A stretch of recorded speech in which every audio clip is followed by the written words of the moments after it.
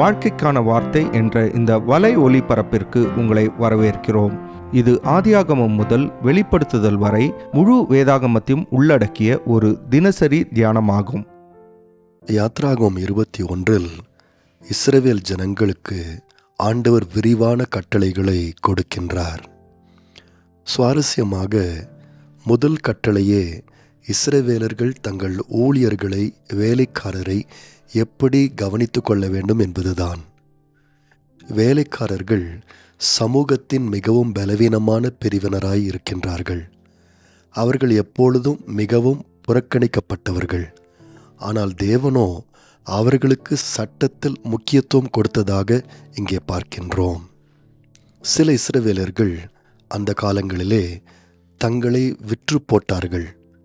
சில அரிதான சந்தர்ப்பங்களில் தங்கள் குடும்ப உறுப்பினர்களையும் கூட விற்றார்கள். இதற்கு காரணம் என்னவென்றால் அவர்களுக்கு வந்த நிதி நெருக்கடிதான். கடுமையான நிதி நெருக்கடியிலிருந்து தப்பித்து கொள்ளும்படியாக சில நேரத்தில் இப்படியாக தங்களை மற்றவர்களுக்கு வேலையாட்களாக விற்று போட்டார்கள். ஆனால் இப்படி இருந்தும் இப்படிப்பட்ட வேலையாட்களை எஜமான்கள் சுரண்டக்கூடாது என்பதுதான் தேவனின் கட்டளையாக இருக்கின்றது. உதாரணமாக 2ஆம் வசனம் 3ஆம் வசனம் வாசிக்கும்போது, எபிரேயரில் ஒரு அடிமையை கொண்டாயானால் அவன் 6 வருஷம் சேவித்து 7ஆம் வருஷத்தில் ஒன்றும் கொடாமல் விடுதலை பெற்று போகக்கடவன். ஒன்றிக்காரனாய் அவன் வந்திருந்தானால் ஒன்றிக்காரனாய் போகக்கடவன். விவாகம் பண்ணினவனாய் வந்திருந்தால் அவன் பெண்ஜாதி அவனோடே கூட போகக்கடவள். இதன் பொருள் என்னவென்றால், ஒரு வேலைக்காரன் நிரந்தர வேலைக்காரனாக இருக்க மாட்டான். எந்த வேலைக்காரனும் பணியாற்ற எதிர்பார்க்கப்பட்ட காலம் எந்த வேலைக்காரனையும் 6 வருடங்களுக்கு மேலாக வேலை வாங்க முடியாது என்பதுதான். அவன் ஒன்றையுமே கொடுக்காமல் விடுதலையோடு போகலாம். விவாகம் பண்ணி மனைவியோடு வந்திருந்தால் அந்த மனைவியும் அவன் கூட்டிக் கொண்டு போகலாம்.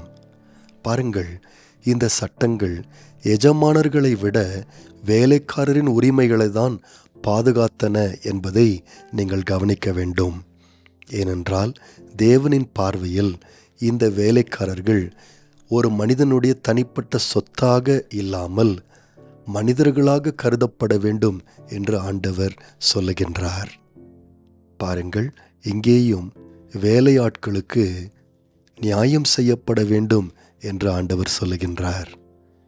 அக்காலத்தில் சில மக்கள் மற்ற மக்களை கடத்தி சென்று தங்கள் வேலைக்காரராக வைத்து கொண்டார்கள். ஆனால் 16ஆம் வசனம் கூறுகிறது, யாரையாவது கடத்தும் எவரும் மரண தண்டனை விதிக்கப்பட வேண்டும். அப்படி பாதிக்கப்பட்டவர்கள் விற்கப்பட்டிருந்தாலும் அல்லது இன்னும் கடத்தல்காரரின் வசம் இருந்தாலும் சரி, அவர்கள் கடத்தினவர்களுக்கு தகுந்த தண்டனை கொடுக்கப்பட வேண்டும் என்று சொல்லப்பட்டிருக்கின்றது. நண்பர்களே, இந்த 21ஆம் அதிகாரம் இஸ்ரவேலின் நீதிபதிகளுக்காக கொடுக்கப்பட்ட ஒரு கையேடு என்று நினைவில் கொள்ள வேண்டும். அதாவது இஸ்ரவேலின் நீதிபதிகள் இதை ஒரு குறிப்பு கையேடாக, ரெஃபரன்ஸ் மேனுவலாக வைத்து கொண்டார்கள் என்று நாம் புரிந்து கொள்ள வேண்டும். ஆகவேதான் இந்த பகுதியில் இஸ்ரவேலர் தங்கள் வேலைக்காரர்களை தாங்களாகவே கையாளக்கூடாது. 6ஆம் வசனத்தை வாசிக்கும்போது, எஜமானர்கள் தங்கள் வேலைக்காரர்களுக்கு நியாயமான நீதி கிடைக்கும்படிக்கு அவர்களை நீதிபதிகளுக்கு முன்பாக கொண்டு வர வேண்டும் என்று சொல்லப்பட்டிருக்கின்றது. உதாரணமாக, ஒரு வேலைக்காரன் தன்னுடைய எஜமானுக்கே தொடர்ந்து வேலைக்காரனாக இருக்க ஆசைப்பட்டு விரும்பி ஒப்புக்கொண்டால் அந்த எஜமான் அந்த வேலைக்காரனை அதிகாரிகளிடத்திலே, நியாயாதிபதிகளிடத்திலே கொண்டு வர வேண்டும்.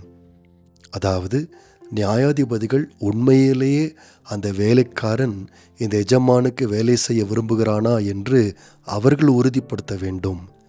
எஜமான்களுக்கு மேலாக ஆண்டவர் நியாயாதிபதிகளை வைக்கிறதை பார்க்கின்றோம்.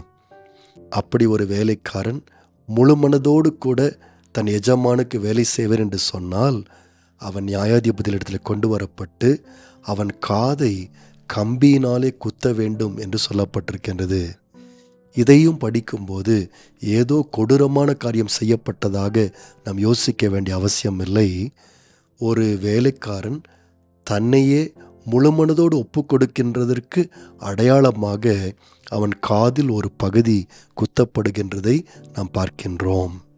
மற்றவர்களை கொலை செய்பவர்களை பற்றியும் தேவன் கட்டளை போட்டிருக்கின்றார். மீண்டும் இந்த பகுதியிலும் தேவன் கூறும் கருத்தை நீங்கள் கவனிப்பீர்களானால், மனித உயிர் மதிப்பு மிக்கது என்று ஆண்டவர் சொல்லுகின்றார். அதாவது மனித உயிரை இந்த பூமியில் உள்ள எதனாலும் சமரசம் செய்ய முடியாது.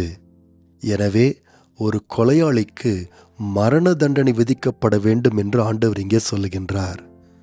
நீதிபதிகள் பாதிக்கப்பட்டவருக்கு சரியான நீதி வழங்க வேண்டும் என்று ஆண்டவர் சொல்லுகின்றார்.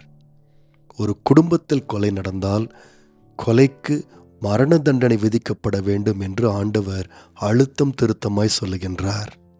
அது மாத்திரமல்ல, யாராவது காயமடைந்தால் அவர்களுக்கு நிதி இழப்பீடு வழங்கப்பட வேண்டும் என்று சொல்லப்படுகின்றது. பாருங்கள், மறுபடியும் மனித வாழ்க்கைக்கும் மனித உயிருக்கும் முக்கியத்துவம் கொடுக்கப்படுகின்றதை நாம் பார்க்கின்றோம்.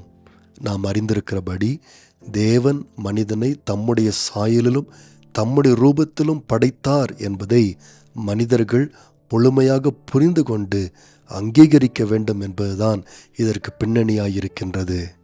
ஆனால் கொலை வேண்டுமென்றே செய்யப்படாமல் தற்செயலாகவோ அல்லது பகைமை இல்லாமலோ அல்லது தீமை இல்லாமலோ செய்யப்பட்டிருந்தால் நீதிபதிகள் கொலையாளிக்கு மரண தண்டனை விதிக்கக்கூடாது என்று சொல்லுகின்றார்.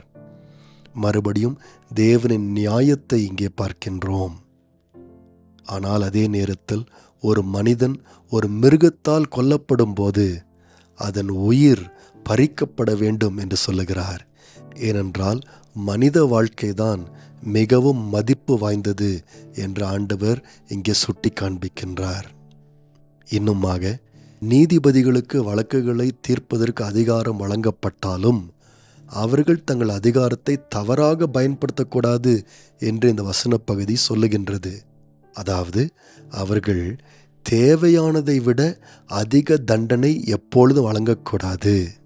24, 25 வசனத்தை உதாரணமாக படித்து பார்த்தால் அங்கே சொல்லப்பட்டிருக்கின்றது, கண்ணுக்கு கண், பல்லுக்கு பல், கைக்கு கை, காலுக்கு கால், சூட்டுக்கு சூடு, காயத்துக்கு காயம், தழும்புக்கு தழும்பு, பழி கொடுக்கப்பட வேண்டும் என்று ஆண்டவர் சொல்லுகிறார். சிலர் இந்த கட்டளையை படிக்கும்போது இஸ்ரவேல் ஜனங்கள் மற்ற மக்களை உடல் ரீதியாக சிதைத்தார்கள் என்று நினைக்கின்றார்கள். ஆனால் இந்த வசனங்கள் உண்மையில் கூறுவது என்னவென்றால், கொடுக்கப்படும் தண்டனை குற்றத்தை விட அதிகமாக இருக்கக்கூடாது என்றுதான் சொல்லுகின்றது. அதாவது இஸ்ரவேலின் நியாயாதிபதிகள் நியாயத்தை கடைபிடிக்க வேண்டும். அவர்கள் ஒரு கண்ணுக்கு பதிலாக 2 கண்களை எடுக்கக்கூடாது.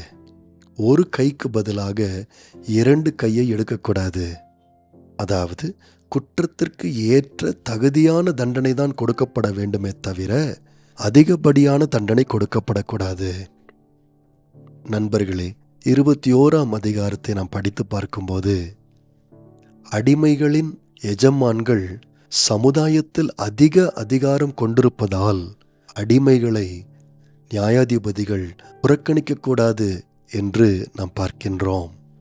ஒரு மனிதனை காயப்படுத்தியவர்கள் எவ்வளவு சக்தி வாய்ந்தவர்களாக, சமுதாயத்தில் எவ்வளவு செல்வாக்கு மிகுந்தவர்களாக இருந்தாலும் அவர்களுக்கு முக்கியத்துவம் அல்ல, காயப்படுத்தப்பட்டவர்களுக்கு தான் நியாயம் செய்யப்பட வேண்டும் என்று நாம் பார்க்கின்றோம்.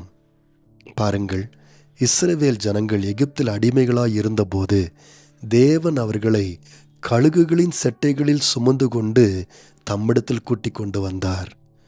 பார்வோன் அவர்களின் ஆண் குழந்தைகளை கொன்றபோது தேவன் எகிப்தியரின் முதல் குழந்தைகளை கொன்று அவர்களை தண்டித்தார் என்று பார்க்கின்றோம்.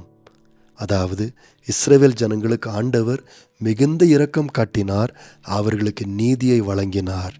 இப்பொழுது இஸ்ரவேல் ஜனங்கள் தங்களுடைய வேலைக்காரருக்கு இரக்கம் காட்ட வேண்டும். சமுதாயத்தால் பாதிக்கப்பட்டவர்களுக்கு நீதியை நிலைநாட்ட வேண்டும். நண்பர்களே, பழைய ஏற்பாட்டு இஸ்ரவேல் ஜனங்களை விட இன்றைய விசுவாசிகளாகிய நாம் அதிக கிருபை பெற்றிருக்கின்றோம்.